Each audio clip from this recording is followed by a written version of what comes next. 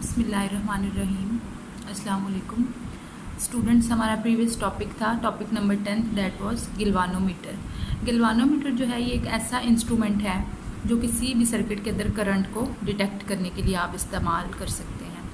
अब करंट को डिटेक्ट तो कर लिया, लेकिन इस वक्त सर्किट के अंदर कितना करंट फ्लो कर रहा है ये चीज़ पता करने के लिए जो इंस्ट्रूमेंट यूज़ होता है उसका नाम है एमीटर। तो एमीटर की डेफिनेशन क्या होगी? An ammeter is an electrical instrument which is used to measure current in amperes। यानी ये करंट को एम्पेयर्स में मेजर करने वाला एक इलेक्ट्रिकल इंस्ट्रूमेंट है। It is basically a modified form of galvanometer. यानी एमीटर जो है ये कोई एक नई किस्म का इंस्ट्रूमेंट नहीं है, बल्कि आप गैल्वानोमीटर के अंदर ही कुछ मॉडिफिकेशन करके उसको एमीटर बना सकते हैं। तो चलें इसकी एक्सप्लेनेशन की तरफ चलते हैं।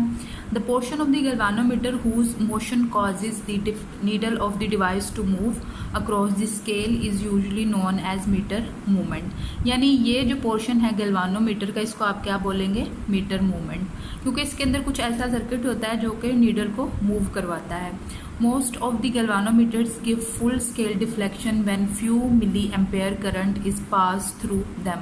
करंट सेंसिटिविटी में हमने देखा था कि नीडल को डिफ्लेक्ट करवाने के लिए जितना मिली एम्पेयर में करंट जो है हमें या माइक्रो एम्पेयर में करंट चाहिए होता है उसको आप क्या बोलते हैं? Current sensitivity. तो यूजली जो गैल्वानोमीटर की नीडल होती है बहुत थोड़े करंट के लिए डिफ्लेक्ट कर जाती है। तो अगर गैल्वानोमीटर की नीडल ने बहुत ज़्यादा डिफ्लेक्शन दी है तो हमें लगेगा कि इस वक्त सर्किट के अंदर बहुत ज़्यादा करंट है, लेकिन ऐसा नहीं होता। थोड़ी सी करंट के लिए भी उसकी नीडल बहुत ज़्यादा डिफ्लेक्शन दे देती है। तो अगर आपने इस चीज़ को कंट्रोल करना है, इस पर्पज़ के लिए आप एक रेजिस्टेंस लगाएंगे गैल्वानोमीटर के साथ पैरेलल में, जैसा कि ये लगी हुई है। अच्छा, so an ordinary galvanometer can not be use for measuring large currents without proper modification. तो ये वही बात होगी कि आप गैल्वानोमीटर को डायरेक्ट करंट को मेजर करने के लिए यूज़ नहीं कर सकते। देन आप इसको किस तरह से कन्वर्ट करेंगे? Consider a galvanometer whose meter movement has resistance R G. ये है जी अब आपके पास गैल्वानोमीटर का मीटर मूवमेंट, जिसके रेजिस्टेंस को आपने क्या लेना है? R G. When current I G passes through it, जब इसमें से गुजरने वाले करंट को आप क्या बोलेंगे? I G. It gives full scale deflection, इसमें से करंट आई जी गुजरने पे ही ये फुल स्केल डिफ्लेक्शन दे देगा। If V G is the potential difference across the galvanometer then according to Ohm's law V G will be equal to I G R G. यानी galvanometer के voltage की जो equation होगी वो ये equation होगी।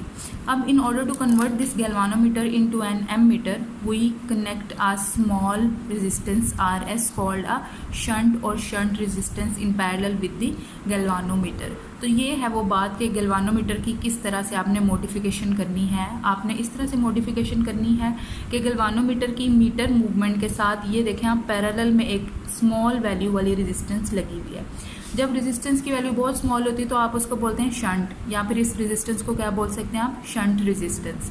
तो गैल्वानोमीटर में हमने ये मॉडिफिकेशन की है कि गैल्वानोमीटर के साथ आपने एक शंट रेजिस्टेंस जो है वो पैरेलल में लगा दी है। अब इस शंट रेजिस्टेंस की जो इक्वेशन आपने है वो फाइंड आउट करनी है।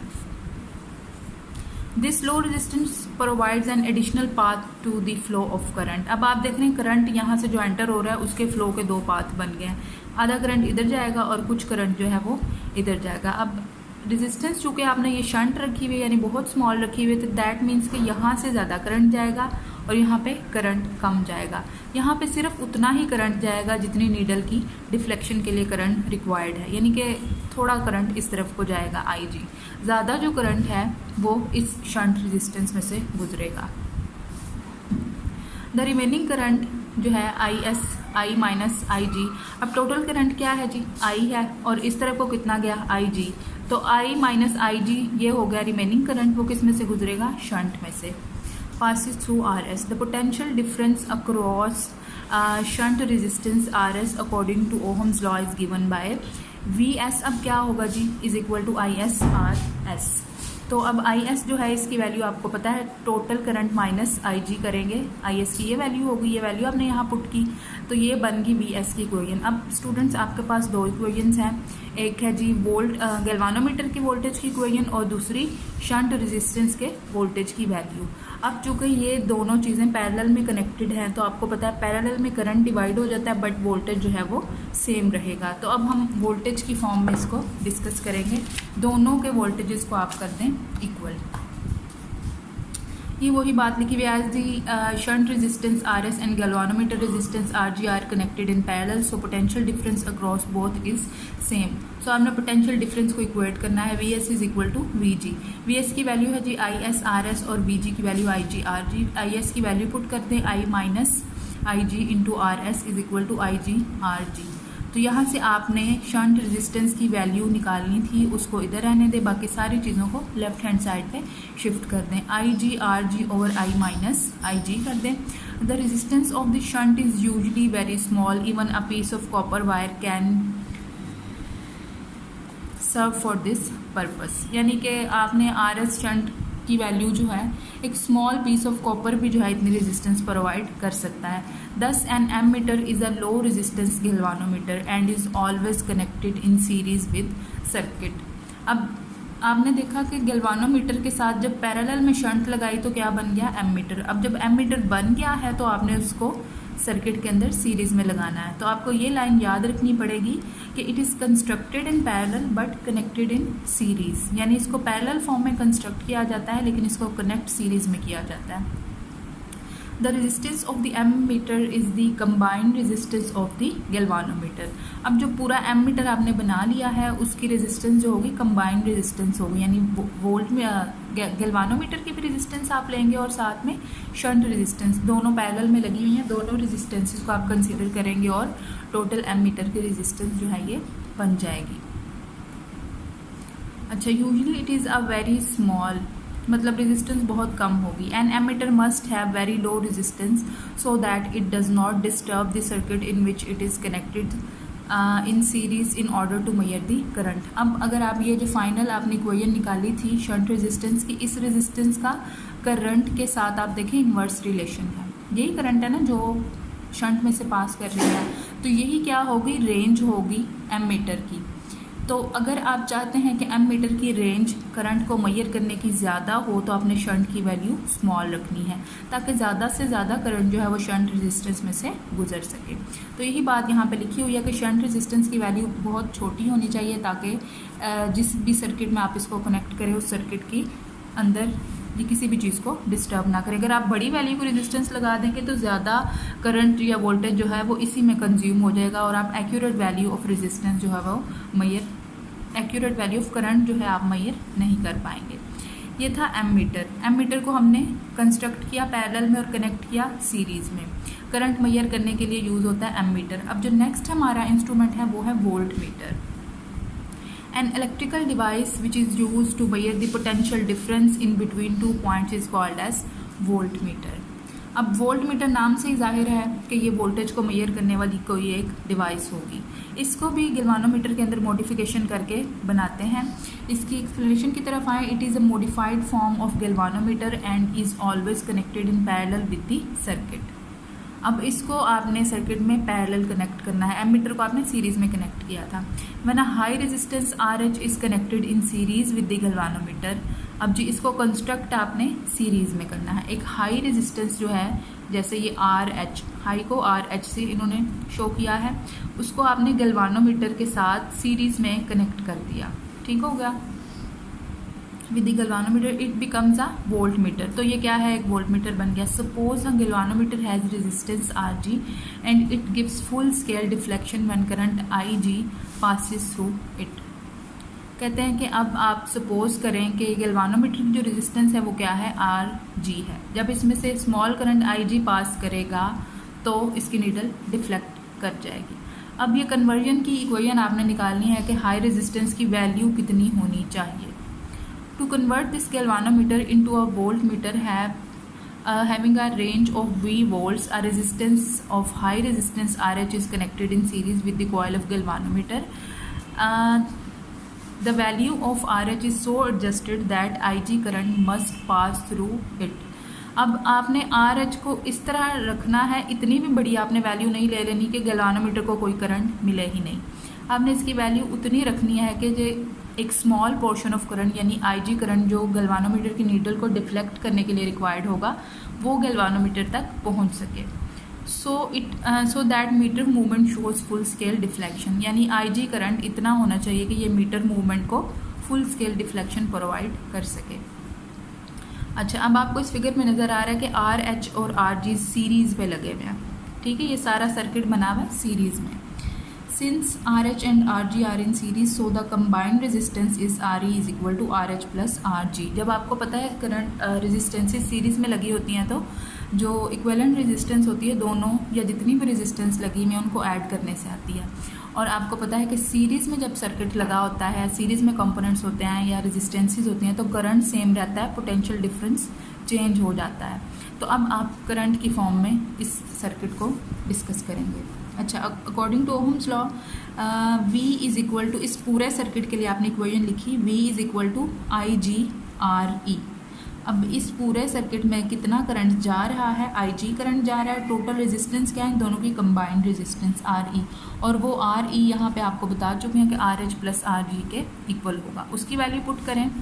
अच्छा जी, अब आपने क्या करना है, इस आई जी को उठा के इस इक्वेशन की राइट हैंड साइड की तरफ ले आए। V over I G is equal to R H plus R G. यहाँ से आपको आर एच की वैल्यू फाइंड करनी है, इसको इधर रहने दें, इस वैल्यू को इधर ले जाके माइनस कर दें, तो आर एच की वैल्यू आ गई आपके पास V over I G minus R G. यहाँ पे ये जो V है ये वोल्ट्स, यानी कि ये है रेंज ऑफ वोल्ट मीटर। तो आप देख रहे हैं वोल्ट मीटर की रेंज का आर एच रेजिस्टेंस के साथ डायरेक्ट रिलेशन है, यानी जितनी ज़्यादा रखेंगे आप हाई रेजिस्टेंस की वैल्यू उतना ज़्यादा वोल्ट मीटर की रेंज होगी। The scale of the galvanometer is calibrated from 0 to V volts. By properly choosing the value of the resistance RH, any voltage can be measured. The voltmeter is always connected in parallel between two points in a circuit whose potential difference is to be measured. Students, आपको पता है दो points के बीच में आप potential difference measure करते हैं, उन दो पॉइंट्स के बीच में आपने ये वाले टर्मिनल्स ऑफ वोल्ट मीटर जो है कनेक्ट करने हैं। Before connecting to a voltmeter, it should be assured that its resistance is very high in comparison with the resistance of the circuit across which it is connected, otherwise it will load the circuit and will alter the potential difference which is required to be measured। कह रहे हैं कि आपने high resistance की value इतनी बड़ी रखनी है कि सर्किट के अंदर बहुत कम करंट जो है, ये जो हमारा वोल्ट मीटर का सर्किट है इसके अंदर बहुत कम जो है करंट एंटर हो ताकि ये बाकी के सर्किट को लोड ना कर सके। हाँ जी, तो ये था आपका वोल्ट मीटर। वोल्ट मीटर जो है इसको आपने कंस्ट्रक्ट किया इन सीरीज़ और इसको कनेक्ट किया इन पैरेलल। एक दफ़ा फिर रिवाइज कर लेते हैं। जो एमीटर था वो करंट मेजरिंग डिवाइस थी, उसको आपने कंस्ट्रक्ट किया इन पैरेलल और कनेक्ट किया इन सीरीज़। वोल्ट मीटर एक वोल्टेज मेजरिंग डिवाइस है, इसको आपने कंस्ट्रक्ट किया इन सीरीज़ और कनेक्ट किया इन पैरेलल। अब जो थर्ड डिवाइस है आज की वो है ओहम मीटर। ओहम मीटर नाम से ही जाहिर है कि किसी भी रेजिस्टेंस की रेजिस्टेंस को मेजर करने के लिए यूज़ होगा। डेफिनेशन है a device used for rapid measurement of resistance is called as ohmmeter. एक ऐसी डिवाइस या इंस्ट्रूमेंट जो कि रेजिस्टेंस की वैल्यू को मेजर करने के लिए ओहम्स में यूज़ होती है उसको बोलते हैं आप ओहम मीटर। अब ओहम मीटर की कंस्ट्रक्शन किस तरह की है स्टूडेंट्स, एक गैल्वानोमीटर का मीटर मूवमेंट लगा हुआ है यहाँ पे, एक वेरिएबल रेजिस्टर है और साथ में क्या है एक बैटरी, एक गैल्वानोमीटर और एक एडजस्टेबल रेजिस्टर और साथ में ये दो कंपोनेंट्स हैं C और D। जो भी आपने वैल्यू मेजर करनी है रेजिस्टेंस की उस वैल्यू को या उस वायर को आपने इन दो कंपोनेंट्स के बीच में अटैच करना है। कंस्ट्रक्शन पढ़ लेते हैं। It consist of a galvanometer, a variable resistance R of known value and a cell connected in series. ये सारी चीज़ें सीरीज में लगी हुई हैं। The resistance R which is to be measured is connected between terminal C and D. जिस रेजिस्टेंस को आपने मेजर करना है वो सी और डी के बीच में आप कनेक्ट करेंगे। अब आपने 4 या 3 स्टेप्स करने हैं रेजिस्टेंस को मेजर करने के लिए, वो सारे यहाँ पे लिखे भी हैं, मैं आपको सेपरेटली भी बता देती हूँ। ये है ओहम मीटर की कैलिब्रेशन वाला स्केल। नीचे आपको दिया हुआ है करंट की कैलिब्रेशन और ऊपर दी हुई है रेजिस्टेंस की कैलिब्रेशन। फर्स्ट स्टेप आप क्या करेंगे, ये यहाँ पे आपने कंसिडर करना है कोई रजिस्टर नहीं लगा हुआ, सी और डी को आपने डायरेक्ट कनेक्ट किया हुआ है। जब आपने डायरेक्ट कनेक्ट किया हुआ है तो इसका मतलब है इन दोनों कंपोनेंट्स के बीच में कोई रेजिस्टेंस नहीं है। जब रेजिस्टेंस 0 होगी तो करंट मैक्सिमम फ्लो करेगा इस सर्किट के अंदर। उस वक्त जो नीडल है ओहम मीटर की वो यूं डिफ्लेक्शन देगी, यानी 0 ओहम रेजिस्टेंस है और करंट कितना है, मैक्सिमम है। ठीक हो गया। अब क्या करेंगे, आप दोनों कंपोनेंट्स को खोलें। अब इनको खोल दिया, ओपन सर्किट ही रहने देंगे आप। जब ओपन सर्किट है, ये रजिस्टर भी नहीं कनेक्टेड, आपस में भी नहीं ये दोनों कनेक्टेड, तो क्या होगा, इन दो कंपोनेंट्स के बीच में उस वक्त मैक्सिमम रेजिस्टेंस होगी, तो नीडल की डिफ्लेक्शन यूं होगी इस तरफ को, यानी कि ohmmeter maximum resistance show करेगा और 0 करंट शो करेगा। अब थर्ड स्टेप आपने ये करना है कि किसको एक ऐसा रेजिस्टर जिसकी वैल्यू आपको पता है इन दो कंपोनेंट्स के बीच में लगा दें, तो ओहम मीटर जो है वैल्यू मेजर करेगा कि कहीं पे बीच में आ जाएगी इसकी नीडल। ठीक हो गया।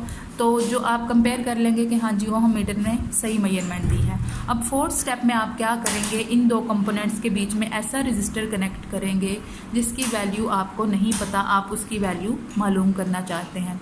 तो इन दो कंपोनेंट्स के बीच में उसको लगा दें। नीडल जो है किसी एक पॉइंट के ऊपर आके रुक जाएगी, उस पॉइंट के ऊपर जो रेजिस्टेंस है वो होगी उस वक्त इस रेजिस्टर की रेजिस्टेंस और साथ में करंट कितना फ्लो कर रहा है ये भी आ जाएगा। तो ये थी सारी ओहम मीटर की वर्किंग। इसको यहाँ से पढ़ लें अगर आप, the series resistance RS is so adjusted that when terminal C and D are short circuited then resistance is 0। इस वैल्यू को ऐसे एडजस्ट करना है कि जब इनको शॉर्ट सर्किट यानी आपस में कनेक्ट करना है तो रेजिस्टेंस की वैल्यू आए 0। The galvanometer gives full scale deflection and on scale of galvanometer it is marked as 0, यानी 0 को फुल स्केल डिफ्लेक्शन यहाँ पे डिक्लेयर किया हुआ है। Similarly when the terminal C and D are open no current passes through the galvanometer and it shows 0 deflection. जब दोनों को कनेक्ट नहीं किया ओपन सर्किट तो ये क्या शो करेगा, 0 deflection. The 0 of the scale is marked as infinity. 0 of the scale is marked as infinity. For any other value of R, galvanometer deflects to some intermediate point and hence the galvanometer scale can be calibrated to read the resistance directly। तो आप किसी भी unknown resistance के लिए galvanometer की जो ohm metre की जो नीडल है वो किसी भी एक इंटरमीडिएट पॉइंट के ऊपर आएगी और वहाँ से आप रेजिस्टेंस की वैल्यू पढ़ सकते हैं। तो ये थे आज के हमारे 3 instruments, ammeter, voltmeter और ओहम मीटर। एक करंट को मेजर करता है, दूसरा वोल्टेज को मेजर करता है और तीसरा ओहम मीटर को मेजर करता है। ओहम यानी रेजिस्टेंस को मेजर करता है। अब जो ये जो तीनों इंस्ट्रूमेंट्स हैं ये गैल्वानोमीटर को मॉडिफाई करके ही आपने बनाए हैं। ये था स्टूडेंट्स हमारा आज का लेक्चर।